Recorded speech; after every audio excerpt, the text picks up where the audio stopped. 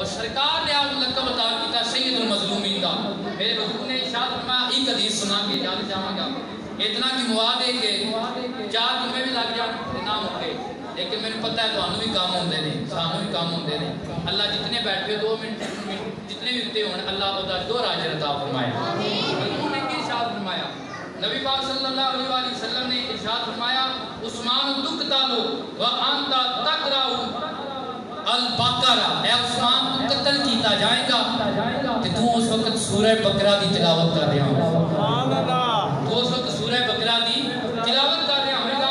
فتقوا من دامک علی آیۃ فسیکفیکہم اللہ وهو السمیع العلیم. حضور نے فرمایا تیرے خون دا فوارہ جڑا نکلے گا نا پہلا وہ قرآن دی آیت سورہ بقرہ دی آیت فسیکفیکہم اللہ وهو السمیع العلیم اس آیت تے پوے گا.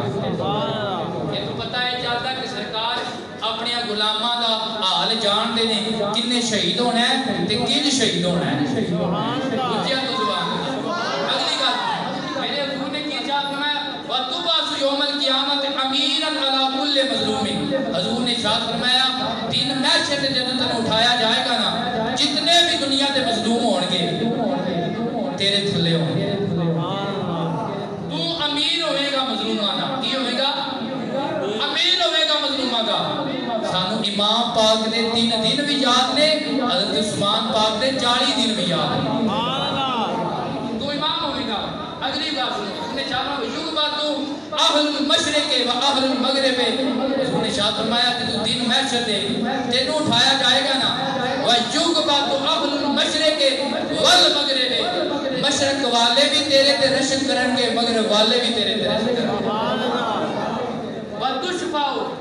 حضور نے شاہد فی آدادی ربیعت و مداری. حضور نے شاہد فرمایا عثمان دن محشر دے تیرا اے مقام ہوئے گا کہ قبیلہ ربی اور قبیلہ مدر دے بندیاں دی جتنی تعداد ہے بڑے قبیلے ہیں انہاں دی تعداد دا اندازہ لگانا مشکل ہے. انہاں دی تعداد بہت زیادہ ہے.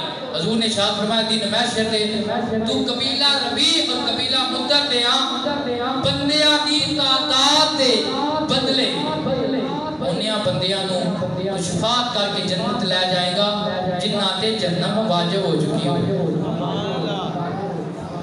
بہت ساری نشان دعا کرو اللہ کریم سانو حضرت ابو بکر دی الف تو لے کے